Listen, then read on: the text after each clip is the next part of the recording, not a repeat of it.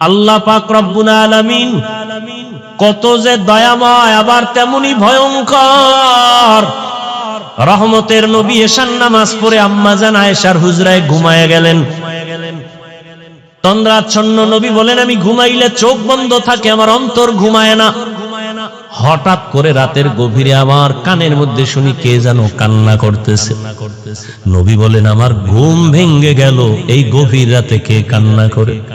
রহমতের নবী বলেন, আমি উঠলাম, উঠিয়া আমি বিছানার থেকে বের হয়ে গেলাম। নজর দিয়া দেখি আমার হুজরার পাশেই তো মসজিদে নববী। নজর দিয়া দেখি আমার এক সাহাবী নামাজে দাঁড়ায় দাঁড়ায় গভীর রাতে কান্না করে। আমি রহমতের নবী হঠাৎ চমকে উঠলাম, কোন সাহাবী এই গভীর রজনীতে কাঁদে?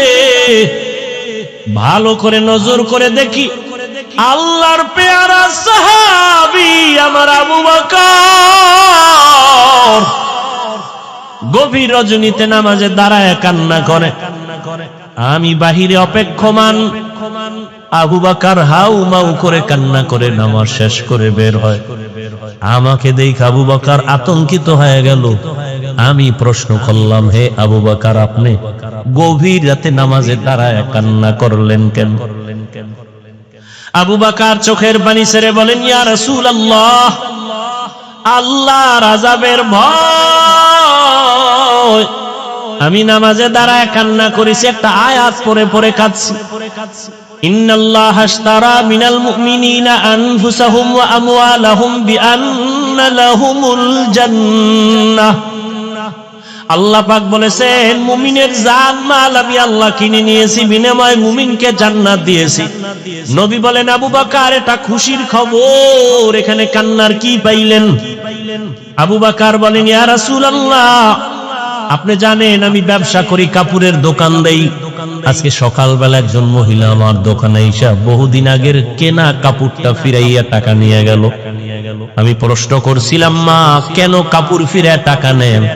মহিলা একটা জবাব দিয়েছে, তোমার দোকানের কাপড় আমার পছন্দ হয় না, এজন্য ফিরাইয়া দিলাম। আমি আল্লাহর এই আয়াত পড়ে কান্না করেছি। আল্লাহ যে বলেছেন মুমিনের জানমাল আমি নিলাম, মুমিনকে জান্নাত দিয়া দিলাম। এখান থেকে আমার ভয়। আপনি নবী কিয়ামতের হালাতের বয়ান করেছেন, কত ভয়ঙ্কর হবে কিয়ামতের মাঠ। কিয়ামতের ময়দানে নারী আর পুরুষেরা সবাই উলঙ্গ দাঁড়াবে। সূর্যের গরমে মাথার মগজগুলো ভাতের মারের মতো ফুটবে, জমিনটা তামা হয়ে যাবে। জাহান্নামের আওয়াজে মানুষের কান ফেটে যাবে। এমন এক হালাত হবে, ওই হাসরের মাঠে নবীরা যাদের গুনাহ নাই তারাও কান্না করে বেকারার হবেন। ওই অবস্থার মধ্যে যখন আল্লাহ এক এক করে ডাকবেন, আমি আবু বকরকে ডাক দিয়া যদি আল্লাহ বলেন, হে আবু বকর, আমি জান্নাতের সুসংবাদ দিলাম, কি আমল করেছো? আমি যদি আল্লাহর কাছে পেশ করি নামাজ, রোজা, তেলাওয়াত, ওই মহিলার মতোই যদি আল্লাহ বলেই ফেলে, ও আবু বকর, আমার জান্নাত আমাকে দেও, তোমার জানমাল নিয়ে জাহান্নামে যাও।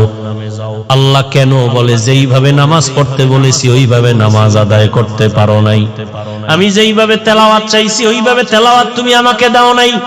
আমি যেইভাবে জিকির চাইছি ওইভাবে মুহাব্বতের জিকির আমাকে দাও নাই। মানুষ দেখানো জিকির করেছো, মানুষ দেখানো নামাজ পড়েছো। তখন আল্লাহ যদি বেজার হইয়াই বসেন, আমার জাহান্নাম ছাড়া উপায় হবে না।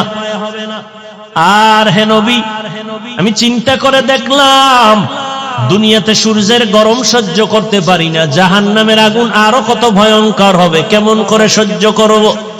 এই ভয় আমি কান্না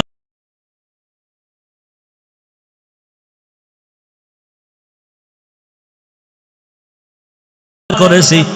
রহমতের নবী কাঁদেন আর বলেন, আবু বকর, ওই হাসরের ময়দানের কথা যখন আমার মনে পড়ে, আমিও চোখের পানি ধরে রাখতে পারি না। কিয়ামতের ময়দানে কেমন ভয়ঙ্কর অবস্থা হবে যে নবীরা কান্না শুরু করবেন। আমার উম্মতের কি হালাত হবে? এর এলাকার মুসলমান, হে যুবক ও পর্দার আড়ালের, দুনিয়াতে একটা সূর্যের গরম সহ্য করা যায় না, বেতের বাড়ি সহ্য করা যায় না, মশার কামড় সহ্য করা যায় না। গুনাহ নিয়ে কবরে গেলে জাহান্নামের আগুনের গরম, হাসরের ময়দানে আরো কত ভয়ঙ্কর আযাব। এখনো সময় আছে, তওবা করে নেন।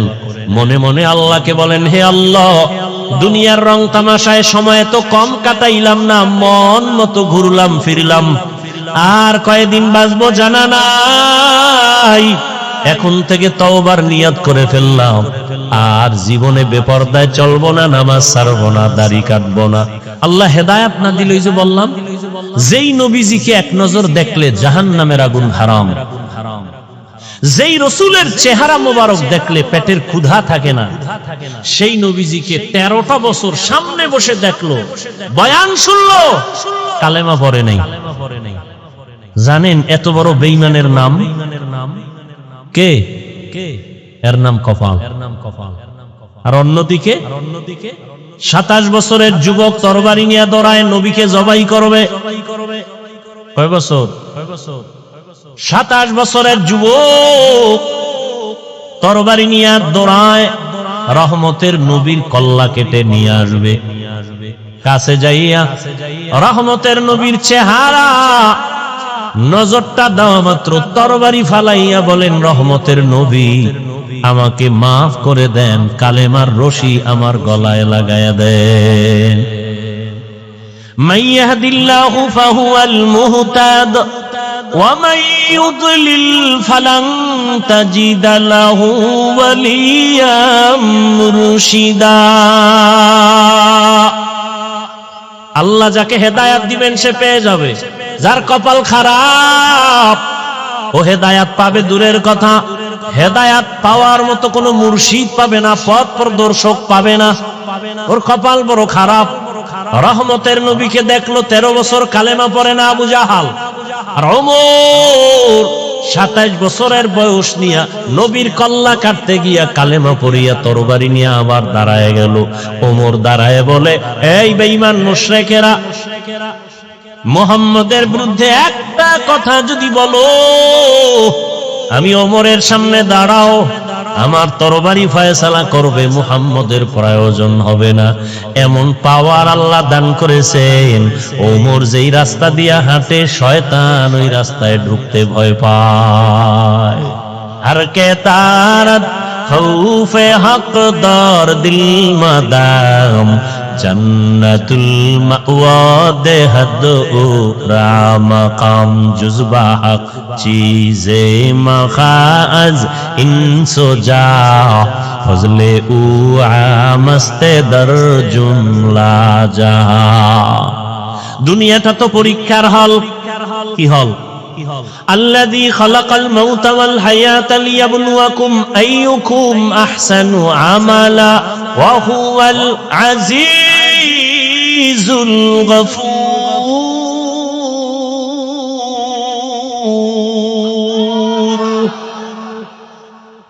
আল্লাহ বলেন, দুনিয়াটা পরীক্ষার হল, আমি আমলের পরীক্ষা নিব। পরীক্ষার হলে ঢোকার পরে প্রশ্নের উত্তর উল্টা লেখলো, বাধা দেয় না? দেয়নি? দেয়। ভালো লাগবে তাকেও কোনো আলাদা ছাড় দেয় না। দুনিয়াটা পরীক্ষার হল। পরীক্ষার হল মানে স্বাধীনতা।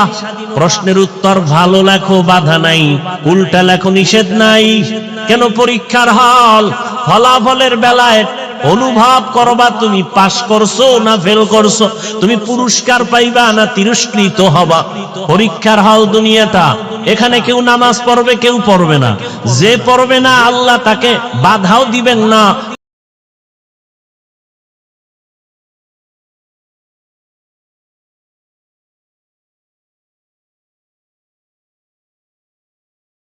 যে পড়বে আল্লাহ তাকে নিষেধও করবেন না। দুনিয়াটা পরীক্ষার হল। এখানে কেউ দাড়ি রাখবে, কেউ দাড়ি রাখবে না। যে দাড়ি রাখবে না আল্লাহ তাকে নিষেধ করেন না, বাধাও দেন না। যে দাড়ি রাখবে আল্লাহ তাকে নিষেধও করবেন না। যে দাড়ি রাখে না সেও যেই আসমানের সূর্যের আলো ভোগ করবে, যে দাড়ি রাখবে সে একই সূর্যের আলো ভোগ করবে। দাড়িওয়ালা মুমিন যেই গাছের ফল খাওয়ার স্বাধীনতা পায়, যে মুমিন না সেও ওই ফল খাওয়ার স্বাধীনতা আছে। কেন? বলে পরীক্ষার হল, বাধা দেওয়ার জায়গা না, সবাই স্বাধীন।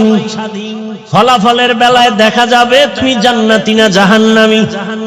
ফলাফলের বেলায় টের পাইবা কে পুরস্কার পাইবা কে তিরস্কৃত হইবা। পরীক্ষার হল। মন্দিরেরও দরজা খোলা, মসজিদেরও দরজা খোলা। মন্দিরে ঢুকো বাধা নাই, মসজিদে ঢুকো নিষেধ নাই। পরীক্ষার হল।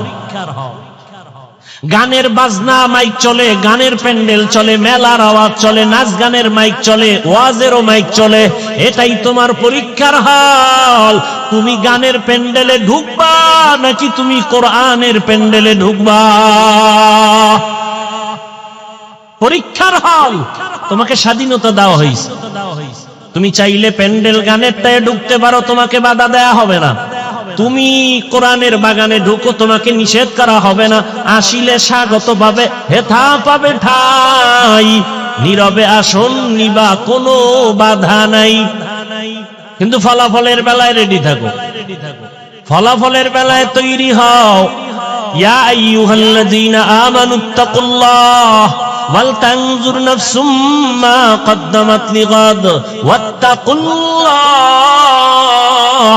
ইন্নাল্লাহা খাবীরুম বিমা তা'মালুন।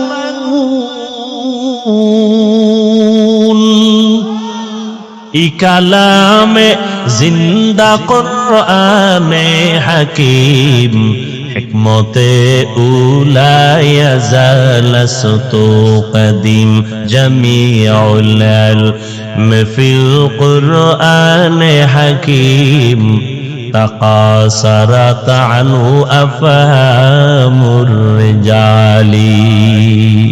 রমজানুল মুবারক চলে গেল, ঘেরান এখনো যায় নাই। কিন্তু দুঃখ, মুসলমানের সন্তান রাস্তাঘাটে স্বাধীনভাবে চলে আর গান বাজায় আর বলে, হাজার বছরের মনে হয় যেন এবার ঈদের আনন্দ করেছি, আর একটু যদি ভালো হইতো ওপেন মেয়ে দিয়া রাস্তাঘাটে অবাধে জেনা করতে পারতো, তাহলে মনে হয় আরো আনন্দিত হইতো। আহ, তুমিও মুসলমান, আমিও মুসলমান, তোমার আমার আল্লাহ এক, নবী এক, কোরআন এক, কাবা এক, ধর্ম এক, কালেমা এক, কাফনের কালারও মনে আছে না? মহিলাদের 5 কাফন, পুরুষের কয় কাফন? 3টা, সব এক। কবরের সাইজও নাকি আপনাদের এলাকার কবর এক হাত বড়? সব কবরের সাইজ।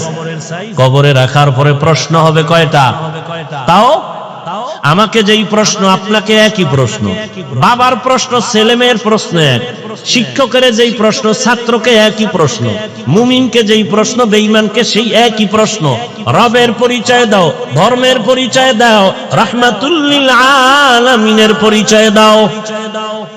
কবরের প্রশ্নটাও এক।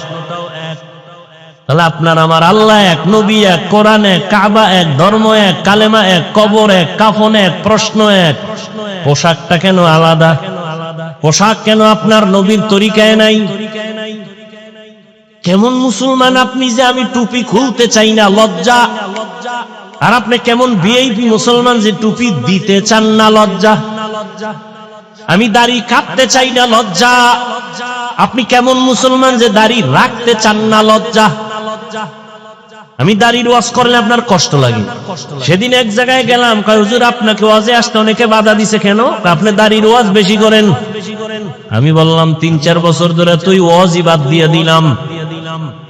দাড়ির ওয়াজ কঠিন ওয়াজ তো হাদিসে আছে, এত কথা তো বলি না। যারা দাড়ি ছোট করে রাখে, যারা পুরা ক্লিন করে, দোনো দলের গুনাহ সমান। দোনো দলের গুনাহ সমান। কবিরা গুনাহ কত টাইম? বলে 24 ঘন্টা ঘুমায় থাকলেও গুনাহ। বাইতুল্লাহর গিলাফ ধরে যদি কয় লাব্বাইক লাব্বাইক, দাড়ি কাটার গুনাহ লেখা বন্ধ নাই, অল টাইম কবিরা গুনাহ, কবিরা গুনাহ, কবিরা গুনাহ, কবিরা গুনাহ। তওবার সুইচ না দিলে ওই গুনাহ লেখা বন্ধ হবে না। আল্লাহ হেদায়েত দান করুন। আমি মসজিদে না ঢুকলে লজ্জা পাই, আপনার ঢুকতে গেলে লজ্জা হয়। আমি পর্দা না করলে লজ্জা পাই, আপনি পর্দা করতে গেলে লজ্জা পান। আপনি ভিআইপি মুসলমান। আল্লাহ হেদায়েত দান করুন। এত বয়ান, এত বয়ান, এত বয়ান, রোজার মাসটা না যাইতে বয়ান। ওরা তো আরো 3-4 দিন আগে আনছিল। আমি চিন্তা করলাম মাঠে ঢুকার সময় ওরা 3-4 দিন আগে যদি আইতাম তো আরো কত মানুষ। ঈদের সময় কত আনন্দ, শ্বশুর বাড়ি, বেয়াই যাবে বেআইনের বাড়ি, আগের থেকে ওয়াদা দেওয়া, জামা কাপড় সব রেডি করা, সেখানে কত আনন্দ, শালি দুলা ভাইয়ের আনন্দ, সেটা অপরিসীম, অকল্পনীয় আনন্দ। এ বাদ দিয়ে আইবো হজে। 3 দিন আগে আইলে তো পাওয়াই যেত না আল্লাহর বান্দাদেরকে, সব আত্মীয় স্বজনের বাড়ি আনন্দ মিছিলে।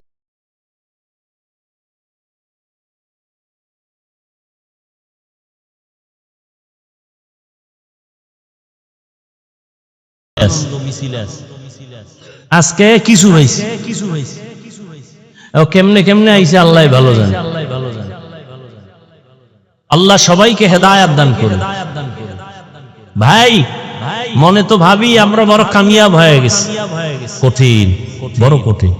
আপনি একটু চিন্তা করেন, আপনি চরমনার মুরিদ, তাবলিগওয়ালা, দেওবন্দি, সারসিনার মুরিদ, আপনার ছেলে মেয়ের অবস্থা কি একটু খেয়াল করেন তো। আপনি যে নিজেরে মহা বড় মনে করতেছেন, খুব সফল মনে করতেছেন, আপনার মাইয়া ফোলার হিসাব লন তো কি, আপু ওদের হালাত কি, আপনার সংসারের হালাত কি, আপনার ব্যবসার হালাত কি, আপনার ফুল ফ্যামিলির কি অবস্থা, রসুলের আদর্শ কই, তারা কই। জিন্দেগি মে বন্দেগি তু করনা হে, जिंदगी में बंदगी तू करना है, जिंदगी बे बंदगी शर्मिंदा है, जिंदगी बे बंदगी शर्मिंदा है। यहाँ हम सब मुसाफिर दिल ना लगा, अहले दिल की नजर से रूह करता जा,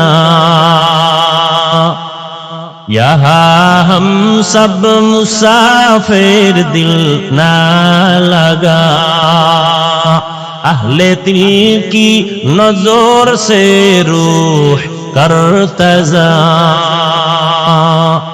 शाह दौलत सब फकीर गर नेक ने, शाह दौलत सब फकीर गर नेक ने, जिंदगी में बंदगी तू करना है, जिंदगी में बंदगी तू करना है, जिंदगी बे बंदगी शर्मिंदा है, जिंदगी बे बंदगी शर्मिंदा है, जिंदगी में बंदगी कुन बंदगी, बंदगी बे जिंदगी शर्मिंदगी। খারাপ লাগে আপনাদের? এত বয়ানের পরেও কেন আমাদের আমলের খাতা শূন্য? একমাত্র কারণ আল্লাহর আদালতে দাঁড়াইয়া হিসাব দেওয়ার ভয় নেই। এই জন্য আল্লাহ বারবার বলেন আমাকে ভয় করো, আমাকে ভয় করো, আমাকে ভয় করো। ইয়া আইয়ুহাল্লাযীনা আমানুত্তাকুল্লাহ, ও মুমিন আমি আল্লাহকে ভয় কর। ওয়াল তানজুর নাফসুম মা কদ্দামাত লিগাদ, সামনের জীবনের জন্য কি সম্বল সঞ্চয় করেছো হিসাব মিলাও। ওয়াত্তাকুল্লাহ, আল্লাহ বলেন আবার আমাকে ভয় কর। ইন্নাল্লাহা খাবীরুম বিমা তা'মালুন, তোর সব কাজের খবর আমি আল্লাহ অগ্রিম জানি। কি কাজ নিয়ে কবরে রওনা দিলা? কয়দিন আর হায়াত? মহামারী করোনায় লাশ আর লাশ, ডেঙ্গুর ভেতরে লাশ, এমন একটা দিন নাই মরণের খবর নাই। গাড়ির নিচে লাশ, পানির নিচে লাশ, ঘুমের বিছানায় লাশ। মনে করছিলাম বুড়া মানুষটা আগে মরে যাবে, জুয়ানেরা কয়েকদিন পরে মরবে, কিন্তু ইদানিং কালে যত লাখ যুবকদের লাশ। এরে আমার কলিজার যুবক,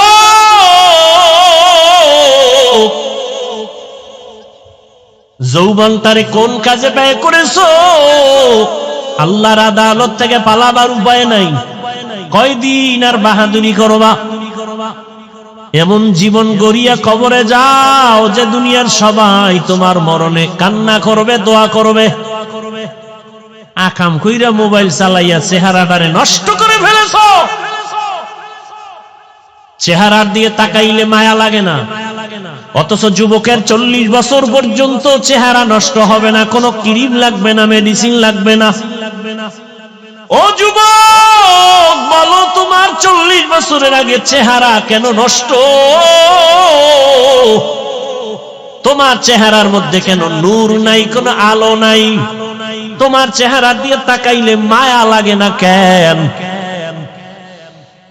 তোমার চেহারা যেমন কুৎসিত হয়ে গেছে, ঠিক এই মোবাইলের দিয়ে তাকায় থাকার কারণে চোখের পাওয়ার যাইতেছে, তোমার খবর নাই। কিডনি দুর্বল হচ্ছে, খবর নাই। হার্ট দুর্বল হচ্ছে, খবর নাই।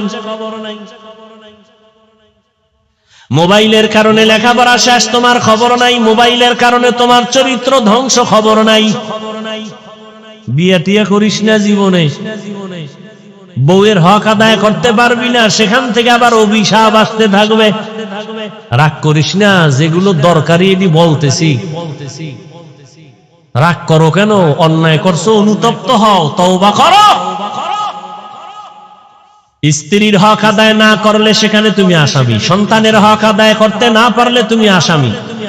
আমি তো সারা দেশে বলি, বহু বুজুর্গ, বহু আল্লাহওয়ালা, বহু পাগড়িওয়ালা, বহু জিকিরওয়ালারা কিয়ামতের দিন জিকির করিয়াও জাহান্নামে যাবে সন্তানের হক আদায় না করার কারণে।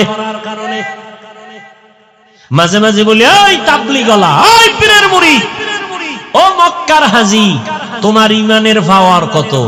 টের পাওয়া যাবে মাইয়া বলার বিবাহের সময়। হাজী সাহেবের ইমানের পার্সেন্ট কত? টের পাওয়া যাবে মাইয়া বলার বিয়ার সময়। উপরে উপরে বলে কিচ্ছু চাই না, ভেতরে ভেতরে বলে এটা দিল না কেন? এটা কি মানবতা হলো? এটা দিল না কেন, সেটা দিল না কেন? গায়ে হলুদ ছাড়া বিয়া হয় না হাজী সাহেব। তুমি কিসের পীরের মুরিদ, কিসের তাবলীগওয়ালা?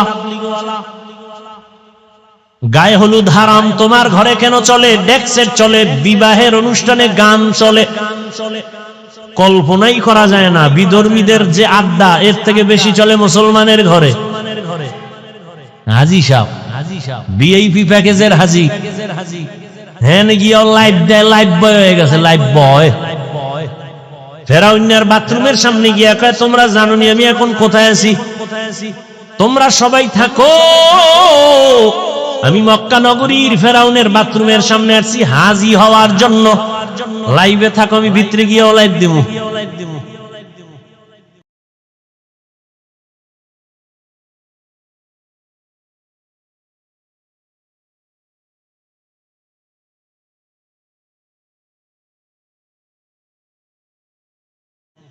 কিতনা বড় বেহায়া বেলাজা। রসুলের রওজায় গেলে মানুষ কান্না করে বেহুশ, কিন্তু কত নিমক হারামরা ওখানে গিয়া মোবাইলে লাইভ দেয়, কান্নাকাটি, নিজেরটাও নাই, অন্যের কান্নাও বন্ধ করে দেয়। হজ করতে গেছে, আল্লাহ হেদায়েত দান করুন। আলহাজ না বললে মেজাজ গরম হয়ে যায়, কেমন আজি? রসুলের সহিহ হাদিস বলার সময় নেই। কিয়ামতের দিন নিরেট আলেম জাহান্নামের হ্যান্ডকাপ লাগায় দিবে আল্লাহ। নিরেট ওনার আলেম হওয়াতে ভেজাল ছিল না। দুনিয়ার সব মানুষ বলবে ভালো আলেম, কিয়ামতে আল্লাহ বলবে রে জাহান্নামের হ্যান্ডকাপ লাগা, ধর।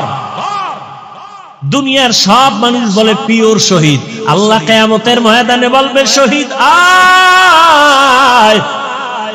জাহান্নামের হ্যান্ডকাপ লাগায় জাহান্নামে নিয়ে যাও, কারণ শহীদ হইছে মানুষ তাকে বীর যোদ্ধা বলবে এই সুনামের জন্য, মাওলানা হইছে মানুষ তারে মাওলানা বলবে, আলেম বলবে এই সুনাম অর্জনের জন্য, দানবীর দান করছে তাকে সবাই শিল্পপতি বলবে এই সুনামের জন্য। ধর এদের যদি হালাত হয় আপনার আমার উপায়। এই জন্যই তো সাহাবায়ে কেরাম মৃত্যু পর্যন্ত শুধু কান্নার আওয়াজ, শুধু কান্নার আওয়াজ, কান্নার আওয়াজ। ও তাবলীগওয়ালা ভাই, ও পীর সাহেবের মুরিদ, ও হাজী সাহেব, ভালো করে মনে রাখেন, কিয়ামতের ময়দানে সন্তানের হক আদায় না করার কারণে আপনি হাসরের ময়দানে জাহান্নামের হ্যান্ডকাপ আপনার হাতে লেগে যাবে। জান্নাতে তো সোজা না। ইয়া আইয়ুহাল্লাযীনা আমানু কু আনফুসাকুম ওয়া আহলিকুম নারা আকুদুহান নাসু ওয়াল হিজারা আলাইহা মালাইকাতুন গিলাযুন শিদাদুন লা ইয়াসুনাল্লাহা মা আমারাহুম ওয়া ইয়াফআলুনা মা ইউমারুন।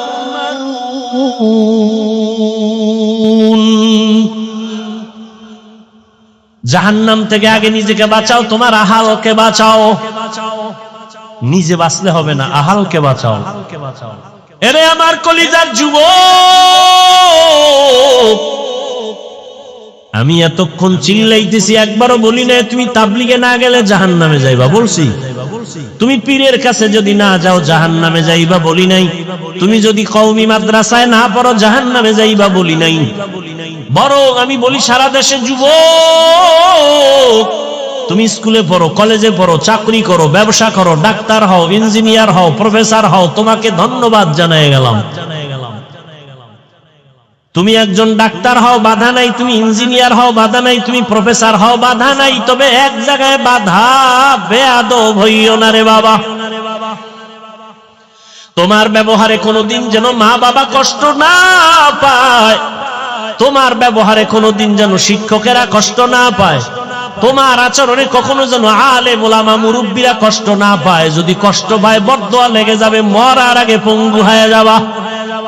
মা বাবার বরদোয়া লাগলে জীবন শেষ, শিক্ষকের বরদোয়া যদি কপালে লাগে লেখাপড়া ধ্বংস, আলেম ওলামার বরদোয়া লাগবে তো তোর চরিত্র ধ্বংস। স্কুলে পড়ো, ডাক্তার হও, তবে আদওয়ালা ডাক্তার হও, আদর্শবান ডাক্তার হও। মা বাবার দোয়া, শিক্ষকের দোয়া, উলামায়ে কেরামের দোয়া নিয়ে আগাও, জীবনটা ফুলের মতো হয়ে যাবে। ডাক্তার হলো দেখবা সম্মানের সীমানা নাই।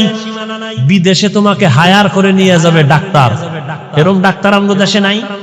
তোমার মতো মোবাইলে আকাম করলেই সুনাম হইতো না, হইতো? আল্লাহ হেদায়েত দান করুন। জীবনে কি অর্জন করলাম? মা বাবার সাথে বেয়াদবি, শিক্ষকের সাথে বেয়াদবি, আলেমদের সাথে বেয়াদবি, বন্ধুদের সাথে বেয়াদবি। মনে হয় তুই মইরে গেলে সবাই খুশি, এমন একটা জীবন কামাই করলি যে মরলেই মা বাপ খুশি, যে একটা বালা গেছি গা। চরিত্র এত খারাপ যে মইরে গেলে মা বাপ খুশি। কেমন পোড়া কপাল তোমার! এরে পর্দার আড়ালের আম্মা জানেরা, বোনেরা, ভালো করে শুনেন, আপনাদের লাইনে কত মা, কত বোন এখনো আছে পর্দা করে, স্বামীর মাল হেফাজত করে, মোবাইলে সময় নষ্ট করে না, এমন মহিলা নাই?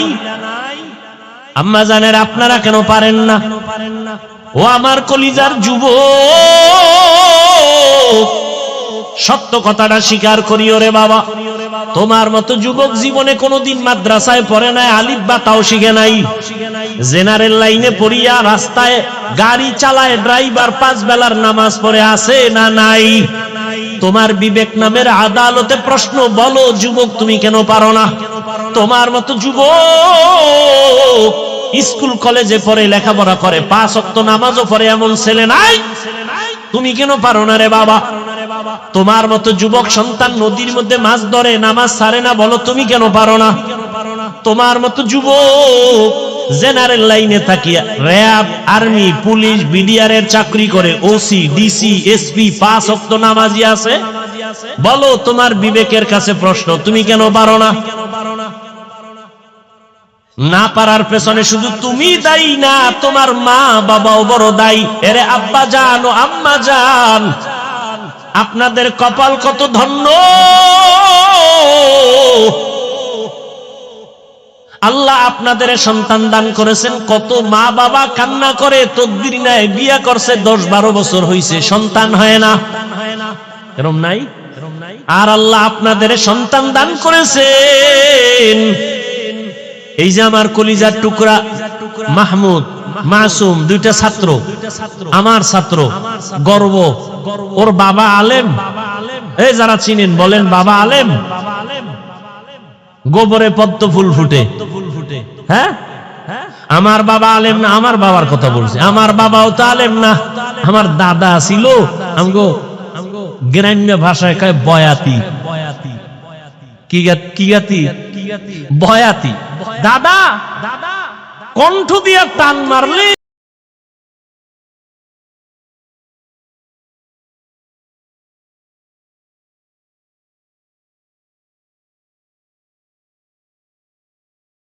এলাকার সব নারী পুরুষ এক জায়গায় হয়ে যায়। যেই কণ্ঠ, আমার বাবার কণ্ঠ সুন্দর, চাচার কণ্ঠ ছোটবেলা কবিতা পড়তো শুনতাম, দুপুরে খাইয়া শুয়েই কবিতায় টান মারতো। যে দাদার বাবার একটা টান। চরমনায়ের জমিনে ঘুমন্ত সৈয়দ ইসহাক রহমাতুল্লাহ আলাইহির হাতে গড়া কলিজার টুকরা কেওড়াবনিয়ার পীর আব্দুর রশিদ রহমাতুল্লাহ আলাইহি, তার নেক নজর লাগছে, সোয়া লাগছে তো দিনের আলো কলিজায় ঢুকে গেছে। আমার বাবা আলেম যদি হতে পারেন নাই, কিন্তু 3টা সন্তানকে আলেমের রাস্তায় নিয়ে আসছেন। এটা কি চরমনাই কেওড়াবনিয়ার অবদান না? তোমাকে অ্যালার্জি কেন? এই চরমনাইয়ের সোহবতে থাকার কারণে হাজারো সন্তান, বাবা দুনিয়াদার সন্তান দিনের পথে আসছে। মিথ্যা। আল্লাহ কারে দিয়ে হেদায়েতের দরজা খুলবে বলা যায় না। নিজের চিন্তা করো, আরেকজনের উপর আঙ্গুল তুলো কেন? আল্লাহ হেদায়েত দান করুন। এরে নবীর উম্মত, ওরে পর্দার আড়ালের আম্মা জান, আপনার জীবনটা কতই যে ধন্য। আপনারা নবীদের মায়ের মতো দামি মা। জমিনে কোন মা নবী না, তবে সব নবীদের মা আপনাদের মতোই মা।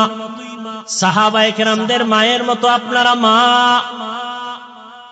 হাফেজে কোরআন এখানে 4টা না, 5 জন সন্তান, 4 জনের মাথায় পাগড়ি দিলাম, কোরআনওয়ালা হাফেজ হয়ে গেছে। এদের সিনার ভেতরে 30 পারা কোরআন আল্লাহ মুখস্থ করায় রেখেছেন। এদের মা, এদের বাবা কত ধন্য। আজ গলাচিপার এই মাঠের ভেতরে হাজারো হাজারো আল্লাহর প্রিয় বান্দাদের সামনে তাদের মাথায় পাগড়ি কেন? বলে তারা কোরআনের হাফেজ হয়েছে। খবর নিয়ে তাকাইয়া দেখো, আজ ওদের মা বাবার ঈদের মতো আনন্দ। মহিলা সবার কাছে বলে, জাননি আমার ছেলে আজ পাগড়ি নিয়েছে, কোরআনের হাফেজ হয়েছে। বাবাই সবার কাছে আনন্দ করে, আমার ছেলে আজ হাফেজে কোরআন। এরে আম্মা জানেরা, আপনাদের জীবনটা তো ধন্য। আপনারা খাদিজা রাদিয়াল্লাহু তাআলা আনহার মতোই তো নারী, বড় দামি।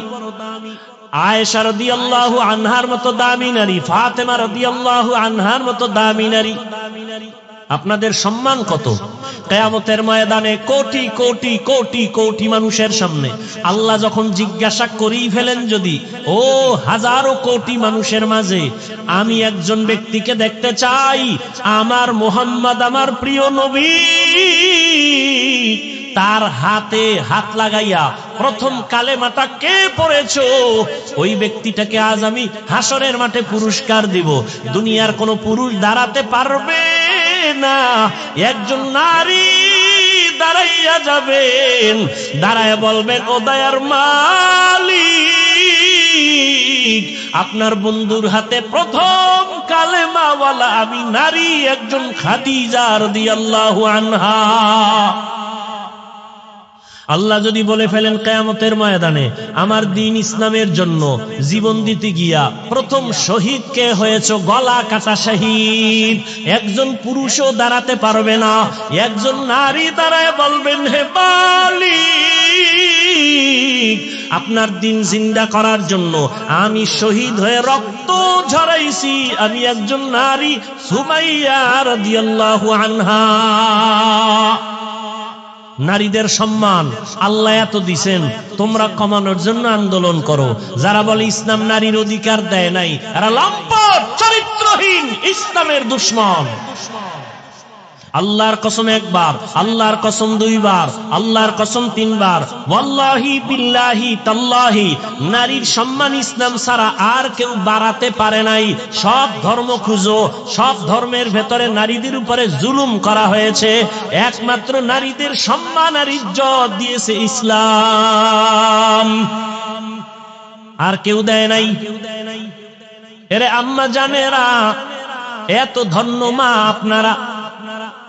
এই দুনিয়া একজন বড় আল্লাহর দুশমন ফেরাউনের নাম জানেননি? ফেরাউনের স্ত্রীর নাম কি? এত বড় বেঈমান ফিরআউন, তার ঘরে থাইকা আসিয়া আল্লাহর এত পেয়ারা হয়ে গেলেন। রহমতের নবী বলেন কিয়ামতের দিন আমি মুহাম্মদের সাথে আসিয়ার সাথে বিবাহ হবে। সুবহানাল্লাহ। কেমন ধন্য নারী, এত বড় বেঈমান ফেরাউনের ঘরে থেকে আসিয়া আল্লাহর এত পেয়ারা হয়ে গেলেন। নবী বলেন কিয়ামতের দিন আসিয়ার সাথে আমি মুহাম্মদের বিবাহ হবে। এরে আম্মা জান, আপনার স্বামী তো ফেরাউনের মতো খারাপ না। আপনার স্বামীকে পারলেন নাকি বুঝাইয়া নামাজি বানাবেন? আপনার স্বামীটারে যদি বুঝাইতেন, ও স্বামী আমার, বাবা মায়ের কষ্টের জীবন ছাড়িয়া আজ তোমার ঘরে আসি, না খাইয়া থাকলেও আসি, খাইয়া থাকলেও আসি, তবে তোমার কাছে আমার জীবনের দাবি, তুমি কামাই রুজি যা করো, একটা জীবনের দাবি হে স্বামী, হারাম কামাই করে ঘরের মধ্যে আনবা না, হারাম খাইয়া নিজের রক্ত নাপাক করব না, হারাম খাইয়া সন্তানের রক্ত নাপাক করব না। মা যদি সব স্বামীদের বুঝাইতেন, কোন স্বামী হারাম টাকায় ব্যবসা করত না। আল্লাহর ভয়, তাকওয়া আল্লাহর মহা একটা সম্পদ, যার অন্তরে ঢুকবে সে বিনা হিসাবে জান্নাতি। কার ভয়? আল্লাহর ভয়। ওমরে ফারুক রাদিয়াল্লাহু তাআলা আনহু দিনের বেলা মানুষের বিচার করেন, রাতের বেলা ঘুরে ঘুরে মানুষের কি হালাত গোপনে গোপনে দেখেন। ঘুরতে ঘুরতে ওমর বাগানের ভিতরে ঢুকলেন, পাহাড়ের পাশে দেখে বাতি জ্বলে, রাতের বেলা বাতি জ্বলে। ওমর গিয়া কাছে দাঁড়ায় দেখে একটা ভাঙা ঘর, ঘরের মধ্যে নারীদের আওয়াজ, দুই নারী, একজন মা আর একটা মেয়ে। মা বলে, এই মেয়ে, আগামীকাল গাভীর দুধ বিক্রি করতে নিবি, পানি বেশি দিয়া নিবি।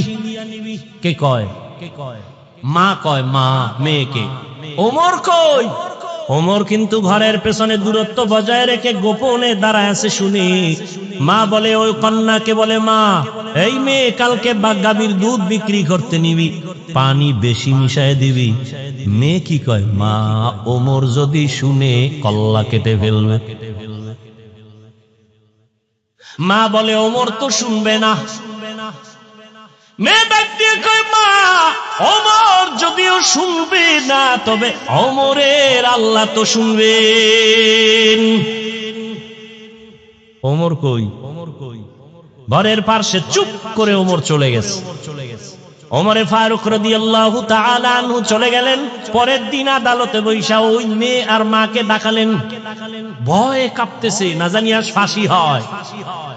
কিন্তু না, হযরত ওমর আদালতে ডাইকা সম্মানের সাথে বললেন, ও ধন্য মেয়ের ধন্য মা, এমন একটা ফুটন্ত গোলাপ আপনার ঘরে পেয়েছেন, আপনার জীবনটা বড় ধন্য। আপনার মেয়েটা এত সুযোগ পাইয়াও আল্লাহর ভয় অন্তরে জমা রাখছে, আল্লাহর ভয়, তাকওয়া। আমি আজ আপনাকে ডাকছি, ভয় নাই, ভয় নাই। আপনি যদি খুশি হন, আমি ওমর চাই আপনার মেয়েটাকে আমার ছেলের জন্য বিবাহের বন্ধনে নিব। মা খুশি না বেজার?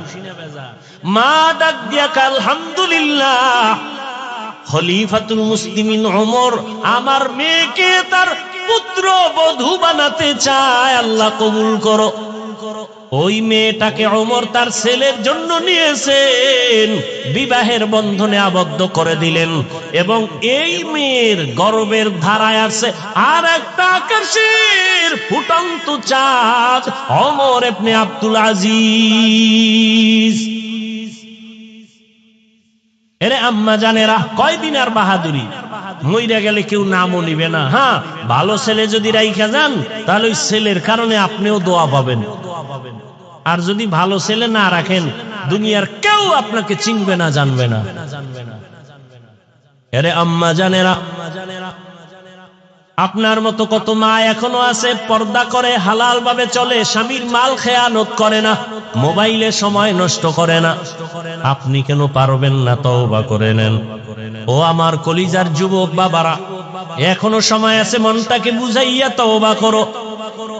তোমার মতো যুবক স্কুল কলেজে পড়ে, নামাজি, অভাব নাই, তুমি কেন পারবা না? মনে মনে আল্লাহকে ডাকো, হে মালিক, জীবনে মনের চাহিদা পূরণ করতে গিয়া কত দাড়ি কাটলাম, কত নামাজ ছাড়লাম, বেপরদায় চললাম, কত পার্কে পার্কে ঘুরলাম। আজ থেকে তওবা করতে চাই, আর দাড়ি কাটবো না, বেপরদায় চলবো না, মা বাবার সাথে বেয়াদবি করবো না, নবীজির আদর্শ মানিয়া চলবো, ওলামায়ে কেরামের পরামর্শ নিয়ে চলবো, শিক্ষকের দোয়া নিয়ে চলবো। আল্লাহর কাছে খাঁটি মনে যদি তওবা করতে পারো, তুমি ডাক্তার হলেও তোমার জীবনটা ধন্য হয়ে যাবে, ইঞ্জিনিয়ার হলেও তোমার জীবন ধন্য, তুমি প্রফেসর হলেও তোমার জীবনটা বড় ধন্য হবে। ও বৃদ্ধ বাবাজি, আপনার মতো কত বাবারা মসজিদে গিয়া 5 বেলার নামাজ আদায় করে, আপনি কেন পারবেন না? আল্লাহর ধরা বড় কঠিন, আপনি ভুলে গেলে চলবে না। আল্লাহর কাছে এখনো সময় আছে, তওবা করে নেন। আল্লাহ পাক রব্বুল আলামিন কত যে দয়াময়, আবার তেমনি ভয়ঙ্কর। রহমতের নবী এশার নামাজ পড়ে আম্মা জান আয়েশার হুজরায় ঘুমায় গেলেন। তন্দ্রাচ্ছন্ন নবী বলেন, আমি ঘুমাইলে চোখ বন্ধ থাকে, আমার অন্তর ঘুমায় না। হঠাৎ করে রাতের গভীরে আমার কানের মধ্যে শুনি কে যেন কান্না করতেছে। নবী বলেন, আমার ঘুম ভেঙ্গে গেল, এই গভীর রাতে কে কান্না করে? রহমতের নবী বলেন, আমি উঠলাম, উঠিয়া আমি বিছানার থেকে বের হয়ে গেলাম, নজর দিয়া দেখি আমার হুজরার পাশেই তো মসজিদে নববী, নজর দিয়া দেখি আমার এক সাহাবী নামাজে দাঁড়ায় দাঁড়ায় গভীর রাতে কান্না করে। আমি রহমতের নবী হঠাৎ চমকে উঠলাম, কোন সাহাবী এই গভীর রজনীতে কাঁদে? ভালো করে নজর করে দেখি, আল্লাহর পেয়ারা সাহাবী আমার আবু বকর গভীর রজনীতে নামাজে দাঁড়ায় কান্না করে। আমি বাহিরে অপেক্ষমান, আবু বকর হাউ মাউ করে কান্না করে নামাজ শেষ করে বের হয়। আমাকে দেখে আবু বকর আতঙ্কিত হয়ে গেল। আমি প্রশ্ন করলাম, হে আবু বকর, আপনি গভীর রাতে নামাজে দাঁড়ায় কান্না করলেন কেন? আবু বকর চোখের পানি ছেড়ে বলেন, ইয়া রাসূলুল্লাহ, আল্লাহর আযাবের ভয় আমি নামাজে দাঁড়ায় কান্না করেছি, একটা আয়াত পড়ে পড়ে কাঁদছি। ইন্নাল্লাহা আশতারা মিনাল মুমিনিনা আনফুসাহুম ওয়া আমওয়ালাহুম বিআন্না লাহুমুল জান্নাহ। আল্লাহ পাক বলেছেন, মুমিনের জান মাল আমি আল্লাহ কিনে নিয়েছি, বিনিময়ে মুমিনকে জান্নাত দিয়েছি। নবী বলেন, আবু বকর, এটা খুশির খবর, এখানে কান্নার কি পাইলেন? আবু বকর বলেন, ইয়া রাসূলুল্লাহ, আপনি জানেন আমি ব্যবসা করি, কাপড়ের দোকান দেই। আজকে সকালবেলা একজন মহিলা আমার দোকানে এসে বহুদিন আগের কেনা কাপড়টা ফিরাইয়া টাকা নিয়ে গেল।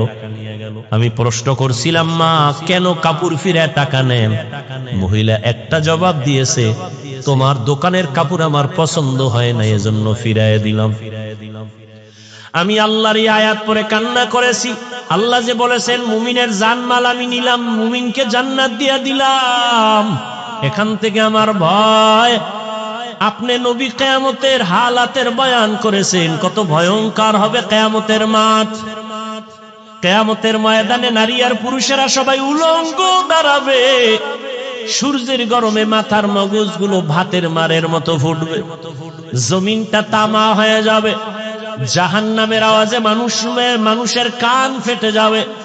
এমন এক হালাত হবে, ওই হাসরের মাঠে নবীরা যাদের গুনাহ নাই তারাও কান্না করে বেকারার হবেন। ওই অবস্থার মধ্যে যখন আল্লাহ এক এক করে ডাকবেন, আমি আবু বকরকে ডাক দিয়া যদি আল্লাহ বলেন, হে আবু বকর, আমি জান্নাতের সুসংবাদ দিলাম, কি আমল করেছো? আমি যদি আল্লাহর কাছে পেশ করি নামাজ, রোজা, তেলাওয়াত, ওই মহিলার মতোই যদি আল্লাহ বলেই ফেলেন, ও আবু বকর, আমার জান্নাত আমাকে দেও, তোমার জানমাল নিয়ে জাহান্নামে যাও। আল্লাহ কেন বলে, যেইভাবে নামাজ পড়তে বলেছি ওইভাবে নামাজ আদায় করতে পারো নাই, আমি যেইভাবে তেলাওয়াত চাইছি ওইভাবে তেলাওয়াত তুমি আমাকে দাও নাই, আমি যেইভাবে জিকির চাইছি ওইভাবে মোহাব্বতের জিকির আমাকে দাও নাই। মানুষ দেখানো জিকির করেছো, মানুষ দেখানো নামাজ পড়েছো। তখন আল্লাহ যদি বেজার হইয়াই বসেন, আমার জাহান্নাম ছাড়া উপায় হবে না। আর হে নবী, আমি চিন্তা করে দেখলাম, দুনিয়াতে সূর্যের গরম সহ্য করতে পারি না, জাহান্নামের আগুন আরো কত ভয়ঙ্কর হবে, কেমন করে সহ্য করব? এই ভয় আমি কান্না করেছি। রহমতের নবী কাঁদেন আর বলেন, আবু বকর, ওই হাসরের ময়দানের কথা যখন আমার মনে পড়ে, আমিও চোখের পানি ধরে রাখতে পারি না। কিয়ামতের ময়দানে কেমন ভয়ঙ্কর অবস্থা হবে যে নবীরা কান্না শুরু করবেন, আমার উম্মতের কি হালাত হবে। এর এলাকার মুসলমান, হে যুবক, ও পর্দার আড়ালের, দুনিয়াতে একটা সূর্যের গরম সহ্য করা যায় না, বেতের বাড়ি সহ্য করা যায় না, মশার কামড় সহ্য করা যায় না। গুনাহ নিয়ে কবরে গেলে জাহান্নামের আগুনের গরম, হাসরের ময়দানে আরো কত ভয়ঙ্কর আযাব। এখনো সময় আছে, তওবা করে নেন। মনে মনে আল্লাহকে বলেন, হে আল্লাহ, দুনিয়ার রং তামাশায় সময় তো কম কাটাইলাম না, মন মতো ঘুরলাম ফিরলাম, আর কয়দিন বাঁচবো জানা নাই। এখন থেকে তওবার নিয়ত করে ফেললাম, আর জীবনে বেপরদায় চলবো না, নামাজ ছাড়বো না, দাড়ি কাটবো না, মা বাবার দোয়া নিয়ে চলবো, শিক্ষকের দোয়া নিয়ে, উলামায়ে কেরামের দোয়া পরামর্শ নিয়ে নবীর আদর্শ মতো চলবো। তওবা করার মতো যদি কারো অন্তর তৈরি হয়, মুনাফিকি যদি অন্তরে না থাকে, খাঁটি তওবার নিয়ত যাদের আছে, দুটো হাত আমার আল্লাহকে দেখাইয়া দাও। আয় আল্লাহ, আমাদের হাতগুলো কবুল করে নেন, আমাদের তওবা কবুল করে নেন। আয় আল্লাহ, মরণ পর্যন্ত তওবার উপরে মজবুত হইয়া চলার মতো তৌফিক দান করেন, আমিন। আলহামদুলিল্লাহি রাব্বিল আলামিন, ওয়াসসালাতু ওয়াসসালামু আলা সাইয়্যিদিল আমবিয়া ওয়াল মুরসালিন ওয়া আলা আলিহি ওয়া আসহাবিহি আজমাইন। ইয়া আরহামার রাহিমিন, ইয়া আরহামার রাহিমিন, ইয়া আরহামার রাহিমিন। اللهم ارحمني بترك المعاصي، اللهم ارحمني بترك المعاصي، اللهم ارحمني بترك المعاصي. اللهم إنا نسألك رضاك والجنة، ونعوذ بك من سخطك وغضبك والنار. اللهم إنا نعوذ بك من البرص والجنون والجذام وسيء الأسقام. ربنا ظلمنا أنفسنا وإن لم تغفر لنا وترحمنا لنكونن من الخاسرين. ربنا لا تزغ قلوبنا بعد إذ هديتنا وهب لنا من لدنك رحمة إنك أنت الوهاب. ربنا هب لنا من أزواجنا وذريتنا قرة أعين واجعلنا للمتقين إماما. ربنا آتنا في الدنيا حسنة وفي الآخرة حسنة وقنا عذاب النار. ও দয়ার মালিক, কুদরতের নজর দিয়ে দেখেন, খোলা আকাশের নিচে এই ময়দানে আপনার গোলাম, কত উলামায়ে কেরাম, কত হাজী সাহেব, কত মুরব্বী, ব্যবসায়ী, চাকরিজীবী, পর্দার আড়ালে কত মা বোনেরা, কত যুবক, কত ছাত্র ভাইরা হাত তুলেছেন। আয় আল্লাহ, আমরা সবাই জাহান্নামের আসামি, অসহায়। ও আল্লাহ, দুনিয়াতে যেদিন আসছিলাম কত পবিত্র, মা বাবা কত আনন্দ করেছিলেন। আজ ওই পবিত্র জীবন গুনার কারণে নাপাক, গুনাহের কারণে আমার হাত নাপাক, আমার চোখ নাপাক, আমার অন্তর নাপাক, আমার জিহ্বা নাপাক। আল্লাহ, এই মজলিসে মনে হয় আমার মতো গুনাহগার কেউ নাই। গুনাহের কারণে দিলটা পাথর